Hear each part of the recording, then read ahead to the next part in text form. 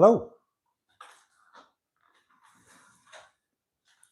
As often the case when you go live streaming, you sometimes get technical challenges, and we've got one today. So instead of being landscapey sort of thing, we're in a verticals. But hopefully you can see my feet, my head and my toes. Welcome back to Chasing Care. And this is the place where you need to be if you want to get yourself strong. Doesn't mean to say that you're going to be Jeff Capes or a muscle man, but it will help with your flexibility and movement. This is about the 5th or 6th live stream that we've done. My name's Gavin, and I'm here to try and help you age well and maintain that flexibility and movement as you age.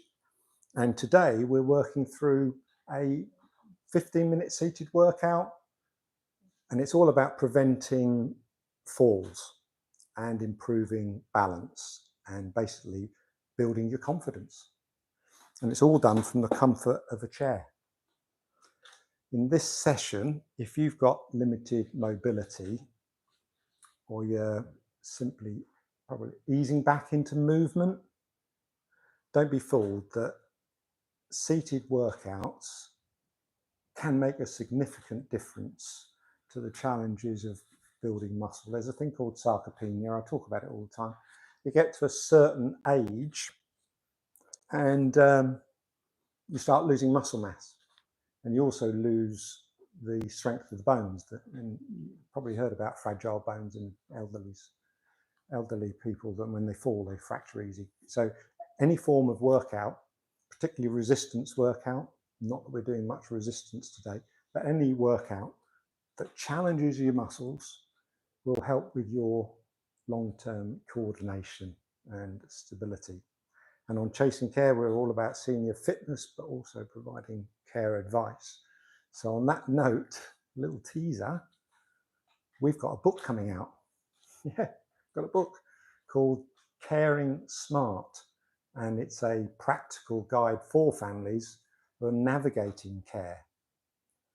So whilst we do these sessions of 15 minutes where I'm helping you build that strength and confidence and mobility, the book taps into an element of that, but looks more holistically about the moment from when you might realize you need help, or a family member is thinking, oh, mum or dad is forgetting a few things, mum or dad isn't cleaning the house as they were. And the book will walk you all the way through from the beginning to the end of the care journey, and all the bits in between, how to choose a care home, or what is living care, what's attendance allowance, what's equity release, how do you approach a care home, what questions do you ask a living care provider, what should you be looking for when you're planning ahead for paying for care, because it's quite expensive. And if I'm honest with you, the government doesn't have the money to pay for you. The threshold is very low. It's something like £23,250. You've got that amount of money, you're on your own. So you've got to prepare for that cost. And care can be expensive, £1,000, £1,500, £2,000 a week. So the Caring Smart book, practical guide, I would urge you, when the time is right, when the book comes out, which won't be long, and if you're caring for somebody or planning ahead, this is a book to look out for. It's a guide. It's not a novel. There's not a lot of humor in it. It's all about practical support. But today we're here for a 15-minute workout. So as they say, let's get moving. All you need is a sturdy chair. Some water nearby will do you a power of good. And more importantly, a can-do attitude. Put a smile on your face. Nobody's going to judge you. Nobody's going to tell you that you're doing it bad. And if you can only do certain parts of this, that's absolutely fine. One thing I would say is I'm not a medical practitioner. I'm not a physiotherapist. And if you feel pain at any point during what we're doing today, please back off and get good advice from a doctor or a medical practitioner. What we're doing today is based upon my years of being involved in sports and being around the elderly in my role over the last 5 years in the care industry. So we're going to jump into the workouts. It really is not as intense as people worry about. This is gentle, simple, sustainable levels of about a minute on each thing that we're doing today. And we're going to start off quite simply with what I call ankle ABCs. ABCs is you writing the alphabet. So put your foot out in front of you, lift it off the floor if you can. So lift it off the floor if you can and start writing the alphabet. Now, what I would also ask you to do is make sure that you've got good posture. Okay, so whilst you're doing, you can write your name, it doesn't have to be the alphabet. I don't do the alphabet because I can't remember it. I get to about P and then I lose track because I'm talking. But for you, you can write your name if you want, but lift it off the floor. If you can't lift it off the floor, then we'll just move that out of the way. If you can't lift it off the floor, if you can still see that, just put your heel on the floor and do your alphabet like that as well, okay? What I'm really trying to get you to do here is get that ankle moving. Now, change legs, sitting tall.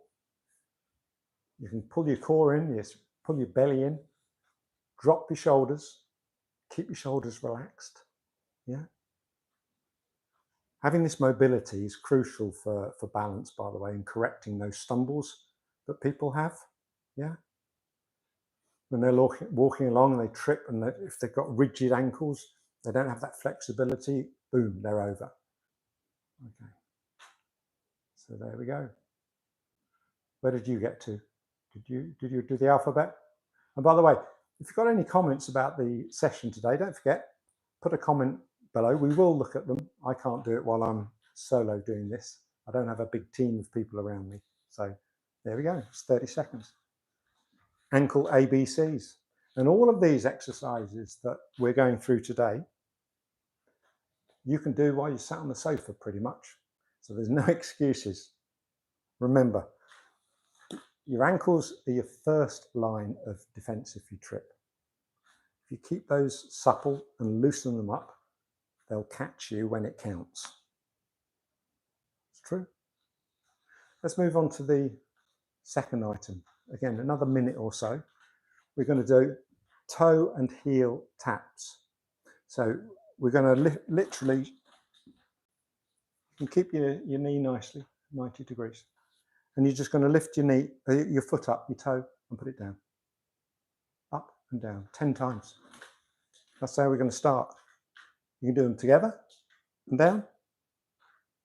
2, 3, and keep your posture up as well. Don't roll over. 4, 5. You might be quicker than me, and that's absolutely fine. And what you'll find here is that you're getting a nice pull in your calves and in the bottom of your shins. And you can probably feel it. I mean, if you can reach down and feel these movements, they're quite good to know what you're stretching and what you're strengthening. But you can feel those working with the ankles, can't you? So that's 10. Now, we're going to switch that around and we're going to lift the heel. So keeping the toe on the floor and just lifting. 2, I'm going to do them. 3, posture. Relax your shoulders.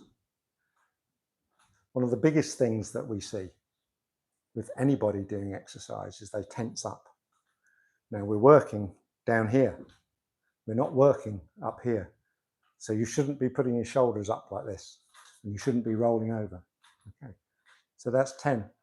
Now we're going to go again with the toes up. Okay. 1, 2, 3, 4. Hold on to the chair if you need to. Put your hands on your knees if you want to. If you're really smart, put them out the front.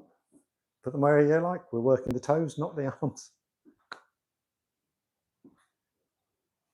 Okay, 9, 10. So we're going to do that again. We're going to back to the heels up.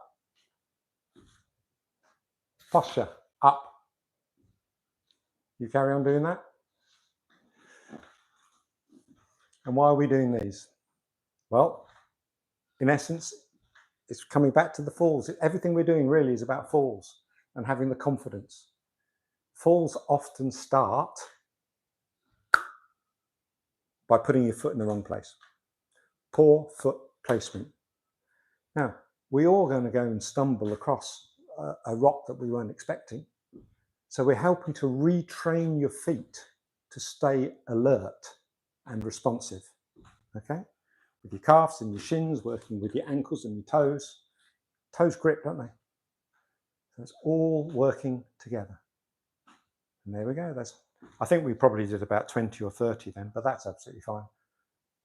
You'll see that there are some people out there, and it's not me, that have rigid routines of doing everything. You know, you've got to do so-and-so repetitions and this, that, and the other. I don't necessarily believe to that. I mean, unless you're trying to build, I suppose, strength or muscle, and you just do 10 reps and then you do one more and then you do one more and then you do one more and you build upon it. I get that, or pull-ups and so forth. But for what we're doing for seniors, genuinely, by just being here, you're doing great. And any little bit helps. Let's move on to the next one. Seated march with core engagement. So sitting up nice and straight,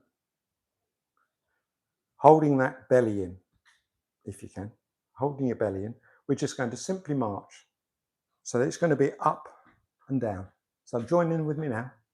Okay, we're going to do this for about 1.5 minutes. And this helps with your blood circulation. It strengthens the hip flexors. And if you hold your belly in, it's helping your lower abs as well.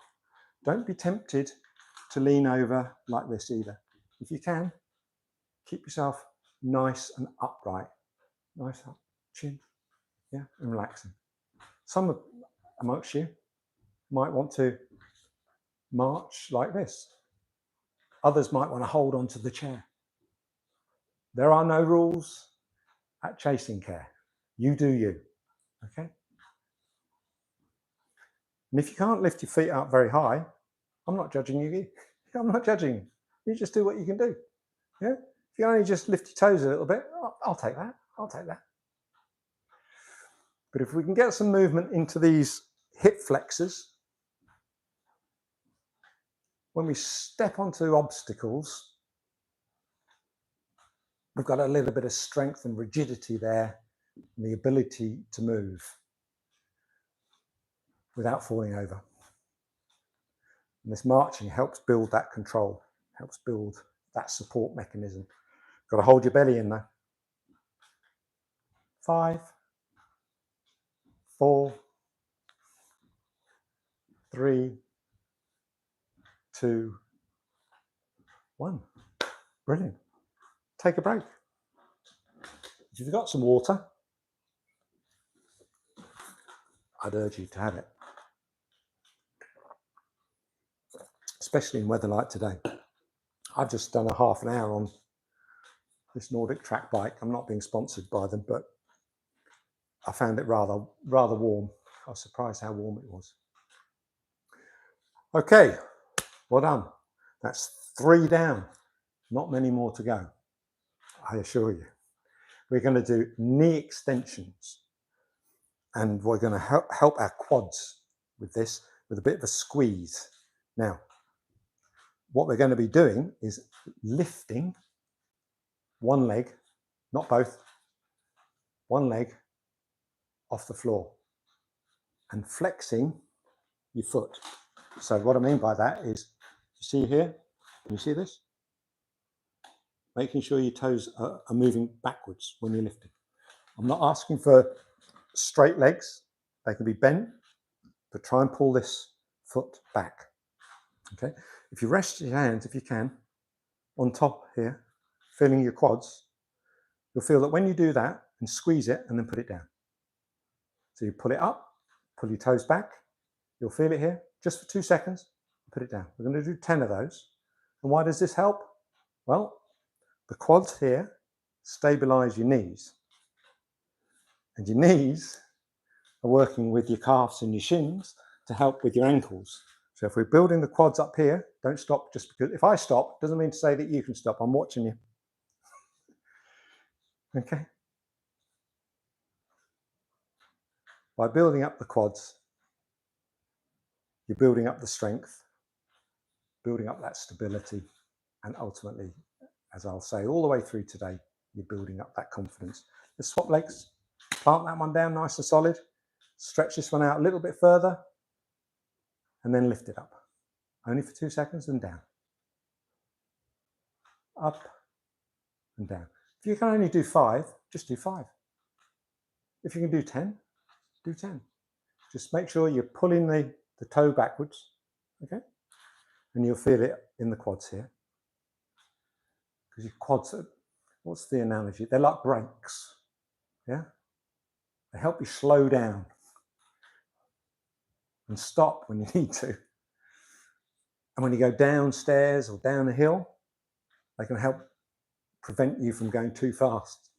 And if you're going down to fall, they can into place, and you can feel the resistance there that prevents you from falling over. As I said, all of these elements together will help you. So there you go. That's your knee extensions with a quad squeeze. Out, up, squeeze, down. Out, up, squeeze, down. Okay. And I'll say it again. I'm getting a bit repetitive today, I know. You can do all of these on your sofa, or your armchair, or your dining room chair when you're having your dinner. What are you doing, Dad? Oh, I'm just doing some quad raises. Yeah, why not? Let's move on to number 5 in this session, and it's seated torso twists. Now, I'm not expecting you to turn all the way around. We have different abilities. Everyone that joins us on the program, they have different abilities. But what we're trying to do is build in some core and spinal mobility. Generally, it helps with your balance. A lot of people don't understand how important the core and mobility is in overall stability. So what we're going to do, and you can do this in whichever way you want. You can either put your hands on your shoulders, or do, without me hitting the microphone, I like to cross my arms. But whatever you do, please make sure that you get your posture nice and upright. Relax shoulders, up, round and down. Relax shoulders. Separation from the ear to the shoulder. Got it? Okay. So in whatever position you choose, this is my preferred, without moving your hips, so your hips are going to maintain their front position, you're going to turn. I'm going that way. You can go that way. Whichever way. You just turn. You don't need to go too far, but you'll feel a pull. And that's good. And then hold it. And then back to the center. Now we're going to go the other way. Twist. Keeping those hips pointing forward. And back to the center. Okay. Nice and smooth. Nice and slow. And back to the center. Nice and smooth. Nice and slow. You carry on doing that whilst I explain. Twisting by itself improves their coordination of all of your upper body. It's that simple. It works muscles that you didn't even know you used every day, which help with your balance and, more importantly, getting dressed in the morning. If you don't have that flexibility, you're not going to get that shirt on or that blouse or that dress. Think about it. So twisting. Here we go. We'll do 2 more, one there and one here. You can feel pulled, yeah? Well done. So that's a seated torso twist. Now what we're going to do is move on and do a little bit of work on the shoulders, just to help relax them. Because good posture takes away some body tension. Think about it. How many people do you know that they're constantly rolling over, this is all tense and everything? Whereas if they were back and upright, they can relax those shoulders and take away some of that tension. And if you've got a better posture, there's a guy called Will Harlow. I'll give him a shout out because he's amazing. He's a physiotherapist and he's on YouTube. He's got an amazing channel. He's got something like 1 million followers. And he talks a lot about how important posture is. Now, he is a practitioner, which I'm not. So if he tells me that posture is good, then I'll go with that. So let's start with sitting up nice and straight. Yeah. We're going to lift the shoulders up, roll them backwards, and let them drop down. So round and down and relax, giving that separation. Okay. Up, back, and down. Up, back, and down. Up, over, back, and down. Up, rolling, back and down. Can you feel your shoulder blades, scapulars, the big bones in the back there? Can you feel those coming together? And if there's anything that you want to focus on, make a comment. Or where are you in the world as well? What part of the world are you in at the moment? That'll be an interesting one for me. So we go up, round and down. We'll do one more and then we'll go the other way, round and down. So this time we're at the back, we're relaxed, and we're going to come up and over and down. Okay, so we're resting and we go up, round and down. You can do it both ways. There you go. Do you see that? Hold your belly in. Good posture will help you have a better center of gravity. Slouching genuinely will throw you off balance without you realizing it. I was watching a video of Will Harlow the other day, and he was talking about why do people lean forward when they're walking.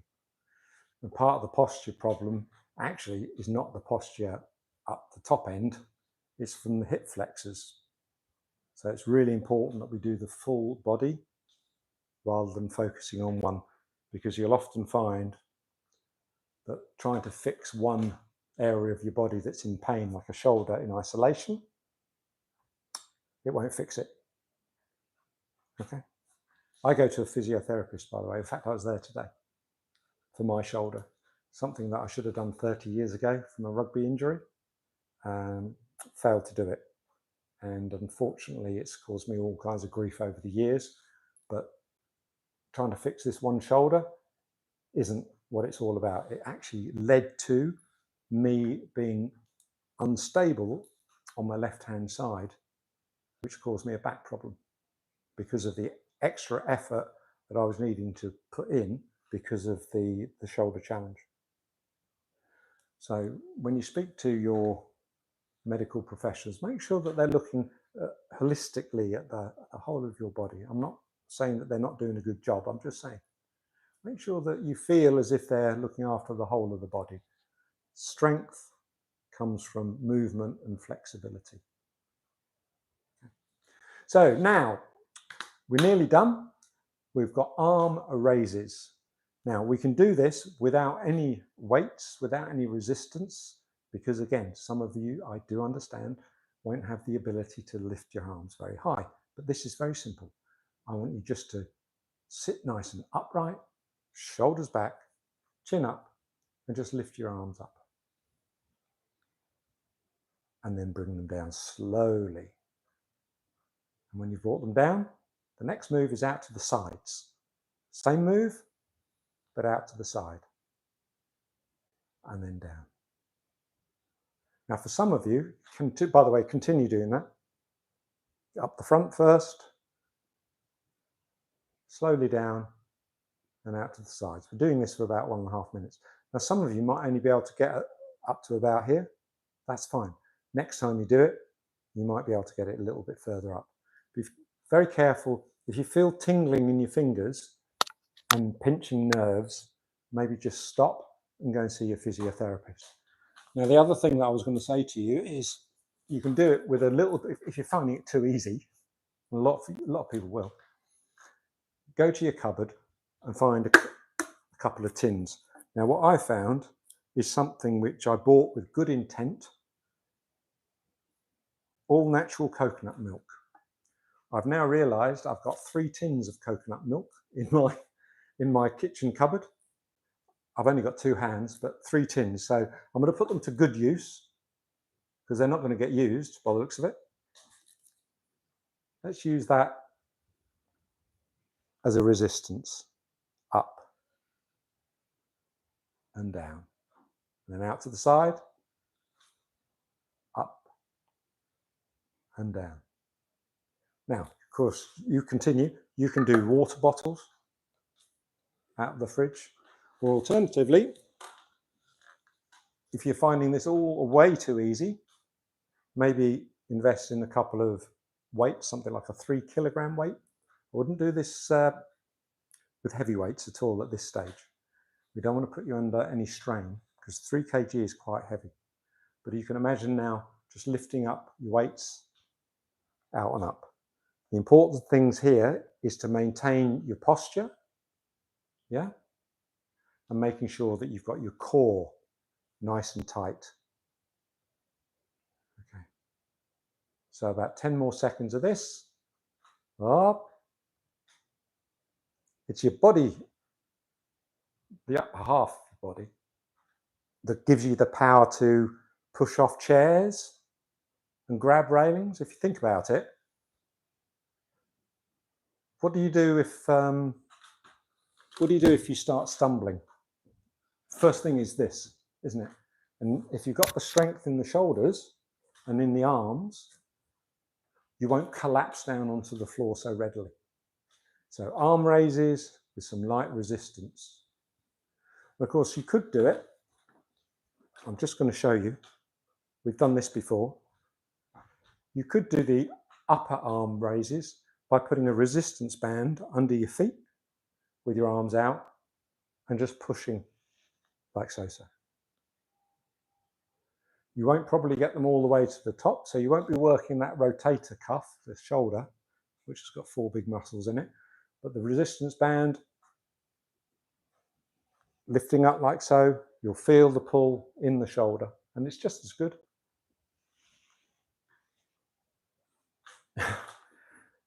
For some reason, it randomly made me think that if I ever needed to get this cocoa nut milk out of the cupboards, I'll be stronger now because I've got the ability to reach up to the higher shelf. I don't know, sometimes I make myself laugh, forgive me. Right, we've got a couple of more to do. I know this is taking a little bit more than the 15 minutes that I said, but it's because I've been talking. And all of these things you can play back and you can fast forward so you can get it done within 12, 14 minutes or so. So heel to toe walking. Now this is an interesting one, and it's all about trying to build some coordination and activating mini muscles in your lower legs that you don't think that are actually doing anything for you. So let me show you what it is. And this is a seated version. Literally, it's a case of leaving this foot on the floor and putting the other foot in front of it and bringing it back out to the front and putting it a little bit flat if you can, and then back. Can you see that? So if I stand up and do it, literally in the front and back, in the front and back, and do that seated. Okay? So this mimics, if you think about it, walking on a narrow beam or across that little rickety log over the stream that you've always wanted to walk across. And it's the tiny muscles working with your ankles and your calves and your shins and everything else that make sure you don't fall over. Heel to toe walking. And by the way, I'm going to swap. Try not to look at your feet while you do it. Keep your posture good. You don't see the people who are walking across the high wire looking at their feet while they're doing the tightrope walk, do you? They'd fall off. And I can assure you that as a motorcyclist, when you're going around a corner, the last place you're looking is where you are at the moment. You're always looking at where you're going to go. So with this move, keep your head nice and up, shoulders back, core engaged. Okay, well done. So it's all about focusing on control. It might feel like a bit of a strange one to do, but there's little muscles. We've got millions of these muscles in our bodies, haven't we? Okay, the last one that we're going to do before a quick cool down is what I call calf pumps. So this is a variation on something that like a seated rise where you're getting out of your chair. But on this one, all I want you to do is overextend the effort through the ball of the foot by lifting your heel and then pushing down into the ball of your foot. This is as if you're about to lift off the balls of the foot, because every step starts with a push off. Think about it on the racetrack. They have those blocks, don't they? They're lifted so they can power off. So that's what we're doing here, calf pumps. And I was watching somebody the other day talking about these, an eminent doctor, who said that if we're sitting still for a long period, by the way, don't stop, just keep working it, lifting the heel and pushing down as best as you can on the ball of your foot. Once you've done about 15, rest and do it again. So what I'm talking to you about here now is if you've been sitting still all day, what happens is your blood just goes to the bottom of your legs, sits there. And the worst thing that you want is a thrombosis from blood that's sitting there. So the best thing to do is to put a bit of effort in, get those muscles working again, and that will help raise the blood. In fact, one of the guys suggests that you could almost massage up while you're doing this as well to pull the blood up. Now, I'm not sure if that works, but he was an eminent doctor. But we're doing calf pumps because the last thing that I want to see you do is walk with a shuffling mode. Yeah? You don't want to be shuffling along. That's what old people do, isn't it? I'm not young. So 3, 2, 1. There you go. I bet you didn't think you'd be doing that one today. Did you think you'd be hanging off a bar? That's it. We've done a complete session where we've worked from our toes all the way up through to our shoulders, including our arms, legs, knees. Well done. Let's finish off by bringing that body back to balance. And the way we can do that is using one of my favorites, a seated forward roll.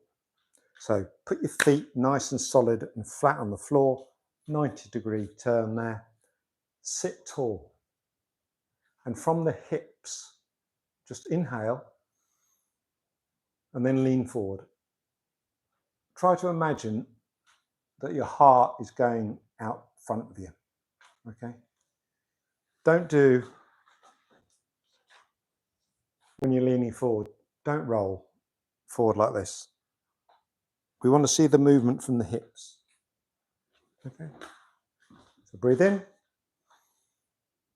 And then we're going to breathe out, and then we're going to rest down there for about 10, 15 seconds.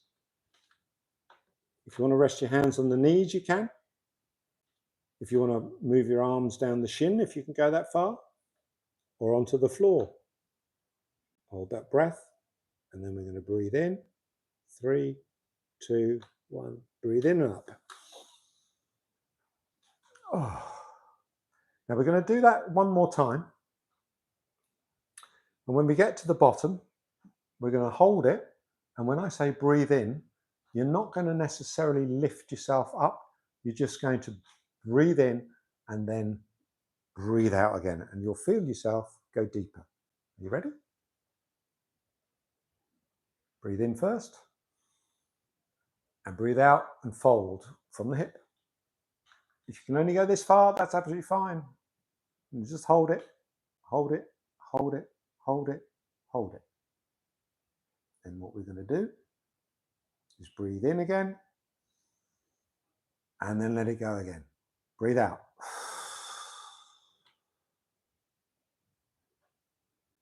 And hold that.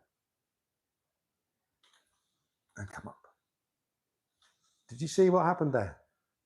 You think you've reached your limit, but by taking that one extra little breath and then breathing deeper, you got deeper into the fold. Well done. Now, some of you, I know, got 2 little things to do to finish off. One thing is to fix the problem, which I know that some of you would have caused yourself. I told you not to stiffen up your neck and stiffen up your shoulders, didn't I? I did. I'm sure I told you that. But you will have done it. So what we're going to do is sit up straight, and we're just going to lean our neck to one side and hold. And back to the center and to the other side. Now, please remember, do not jerk this movement. Don't bang your head around. It's gentle. Back to the center. Now this time, for those that can, lean and then roll your head down gently. Across to the other side and up. We'll do that one more time. If you can't do that, you just rest and rest. Over we go. And let the chin drop. And then round. And up. Well done. The last thing. Breathing. So we just lift our arms up as high as we can. Through the nose with an arm raise. And then out through the mouth. And lower it. Okay. You go as high as you want with the arm raised. Breathe in and breathe out. Imagine you're a bird flying, flapping the wings, nice and slow. Yeah? Okay. Breathe in, relax the shoulders, breathe out. Breathe in, breathe out. Wow, amazing. Well done. You are an absolute bloody legend. And you've taken another step in your independence. And you did it all from a chair. You see, fall prevention doesn't have to be complex. It just needs to be consistent in effort to deal with it. If you found this helpful today, it really helps the channel if you like and comment and share it with somebody you care about. And if you hit that subscribe button, you'll never miss a Foolproof Friday. Hit that little blue bell. And hey, if you know somebody that's navigating care, or maybe you feel needs a little bit of help, we do have something special on the way. Yep, it's that new book, I should get this right, shouldn't I? Caring Smart, not Chasing Care, Caring Smart. It is genuinely packed with practical tips to help support you, your aging parent, make informed decisions. So stay tuned, please, for that. You've been amazing. I'm so proud of you.